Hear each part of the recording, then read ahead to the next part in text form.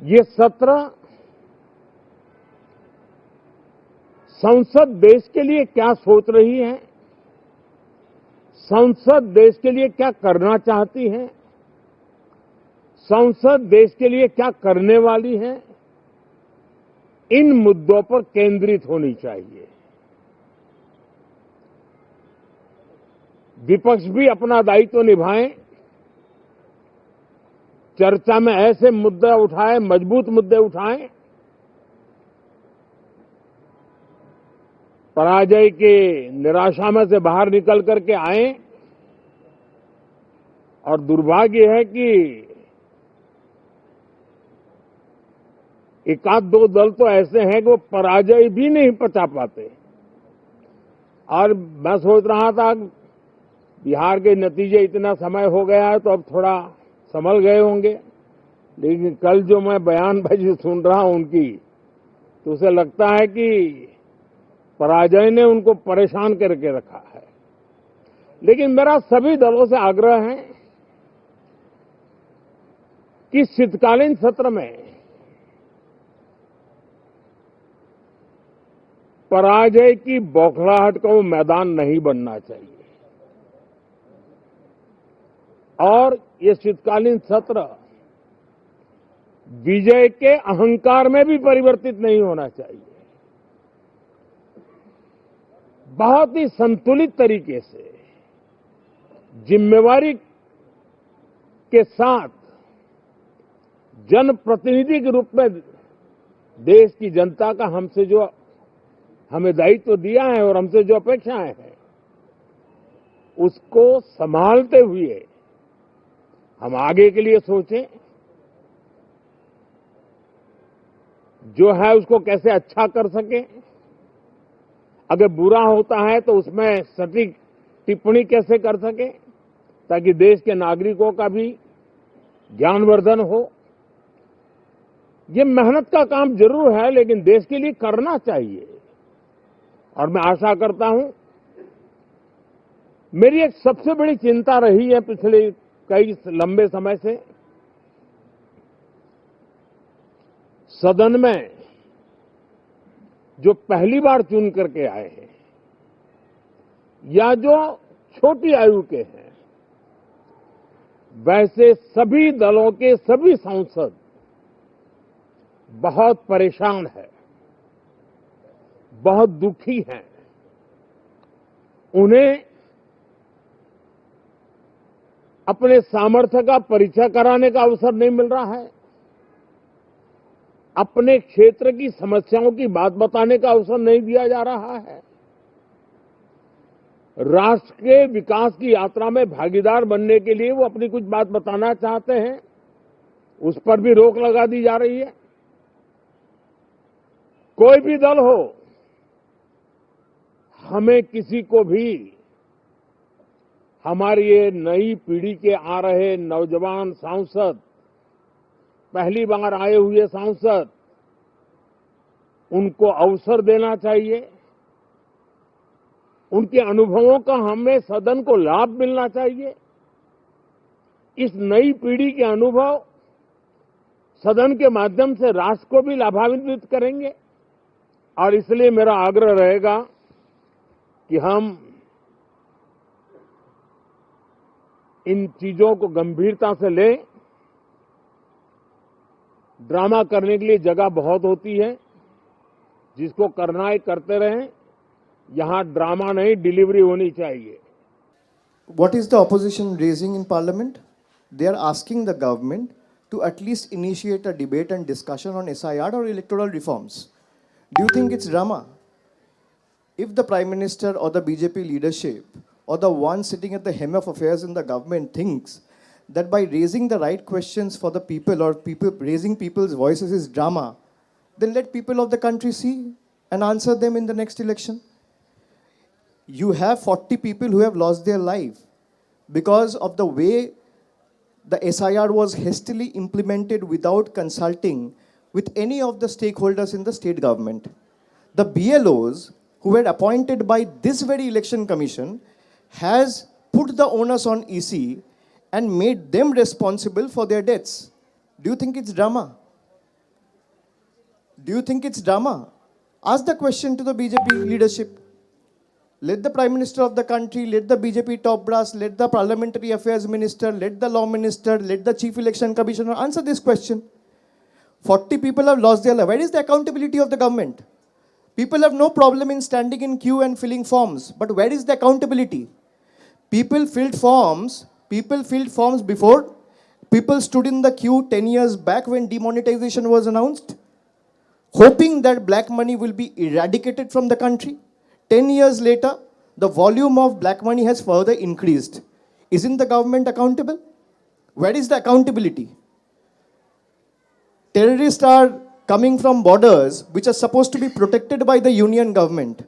Where is the accountability? Blasts are happening in the national capital. Where is the accountability? 40 people have died because of unplanned SIR. Where is the accountability? They want to enjoy accountability without answering to the people. It's a deadly lethal combination. Opposition's duty and responsibility is to ensure that the government of the day operates and works remaining within the ambit of law and the legal framework. Government is not doing that. And if they think just by winning a couple of state elections, we are not answerable to the people, if people have the right and people have the might to reinstate you in a state or to give you an opportunity to serve the people of the state, they also have the might and mandate to remove you from the very state they have given you the responsibility to work for. Keep that in mind. So with all humility and grace, we have no problem. We want the parliament to function. But let me make it very clear, why is the government on the back foot even after winning elections and doesn't want to discuss on SIR or electoral reforms? What is stopping them? What is stopping the government? अगर 40 लोग की मौत हुआ है, इसमें अगर चर्चा चाह रहा है ऑपोजिशन पार्टीज, आपको लगता है ये ड्रामा है? पहलगाम पे अगर चर्चा चाह रहा है, ये ड्रामा है? दिल्ली ब्लास्ट पे अगर कोई चर्चा चाह रहा है, ये ड्रामा है? बंगाल के जितने भी फंड्स आप रोक के रखे हो, मनरेगा से लेके जल जीवन मिशन, आवास, रास्ता, 2 लाख करोड़ का ड्यू है गवर्नमेंट का. 2 लाख करोड़, 1,94,000 करोड़. ये फिगर नोट कर लीजिए. ये ड्रामा है? ये हक का पैसा है? किसी का मामा का पैसा है क्या? तो लोग डिस्कशन नहीं मांगेंगे तो कौन मांगेगा?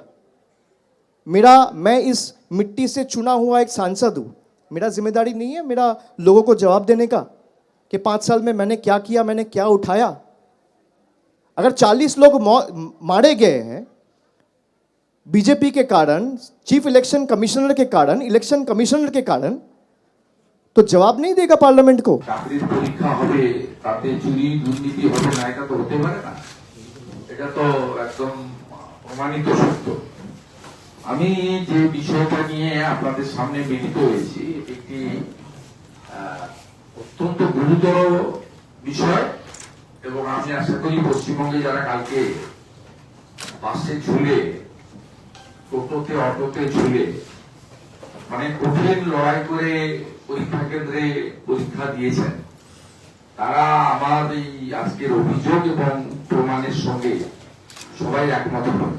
এবং আপামর দলমত বর্ণ ধর্ম নির্বিশেষে শিক্ষিত বেকার যুবক যুবতীরা একটা সিদ্ধান্তে উপনীত হবেন যে মমতা ব্যানার্জির আমলে চাকরি পাওয়া যাবে না, চাকরি তিনি দেবেন না, চাকরির পরীক্ষায় দুর্নীতি হবে, এবং যতক্ষণ না মমতা বন্দ্যোপাধ্যায়কে সবাই মিলে নৌভক্ত মমতা করে সরানো যাচ্ছে, ততক্ষণ শিক্ষিত বেকার যুবক যুবতী, যোগ্য বেকার যুবক যুবতী, স্বপ্ন দেখা বেকার যুবক যুবতী, তাদের কোন সুরাহা এবং সমাধান নেই। এবারে আমি মূল পয়েন্টে আসছি।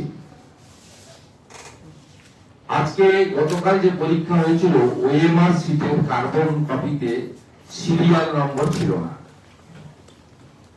এমনকি ওএমআর অরিজিনাল সিটে এতে যে নম্বর দেওয়া ছিল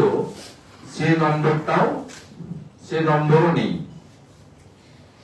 ওএমআর এর সিটের কার্বন কপি ক্যান্ডিডেটকে দেওয়া হয়নি। কার্বন কপি ক্যান্ডিডেটকে দিল না মানে বোর্ড যে কোনো ধরনের দুর্নীতি করতে পারবে, কারণ ক্যান্ডিডেটের হাতে কোনো প্রুফ থাকলো না। কার্বন কপিতে সিরিয়াল নেই মানে যে কোনো সময় কার্বন কপি চেঞ্জ করে দেবে, যাকে পাস করাবে তার কার্বন কপি বেশি নম্বর দিয়ে যোগ করে দেবে। পরীক্ষা নিয়মের জন্য কার্বন কপি নাটক করে করেছে, আইনের হাত থেকে বাঁচতে, কিন্তু শেষ পর্যন্ত ক্যান্ডিডেটকে না দিয়ে বোর্ড নিজের কাছে রেখে দিয়েছে। সবচেয়ে বড় কথা হলো কার্বন কপি বোর্ডের হাতে থাকবে কেন? ওটা পরীক্ষার্থীর কাছে থাকবে। স্বাভাবিকভাবে আপনারা, আমি যে সেন্টার আছে সেটাকে হেজি করে দিয়েছি, ওএমআর, এটা আমি হেজি করে দিয়েছি। ওই সেন্টারের আপনার আমার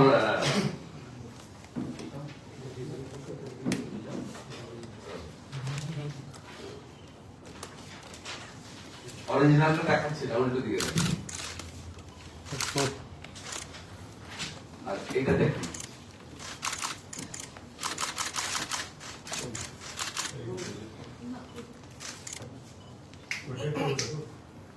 আরে বুঝে নিলেন, মমতা বন্দ্যোপাধ্যায়ের আমলে চাকরি হয় না, যদি চাকরি হয় ওএমআর এর কার্বন কপি পাওয়া যায় না, ওএমআর এর সিরিয়াল থাকে না, এবং যাদের যাদের নেবে টাকার ভিত্তিতে বা আত্মীয় স্বজনদের, তাদের ওএমআর চেঞ্জ করে দিবে। এই কারণে রেলকে আমি ধন্যবাদ জানাই যে তারা পশ্চিমবঙ্গে কোন এক্সাম পরীক্ষা নিচ্ছেন না, পশ্চিমবঙ্গের ছেলে মেয়েদের চাকরি দিচ্ছেন, পরীক্ষাটা করাচ্ছেন উড়িষ্যা, কয়েকদিন পরে ভুবনেশ্বরে রেলের পরীক্ষা দিচ্ছে।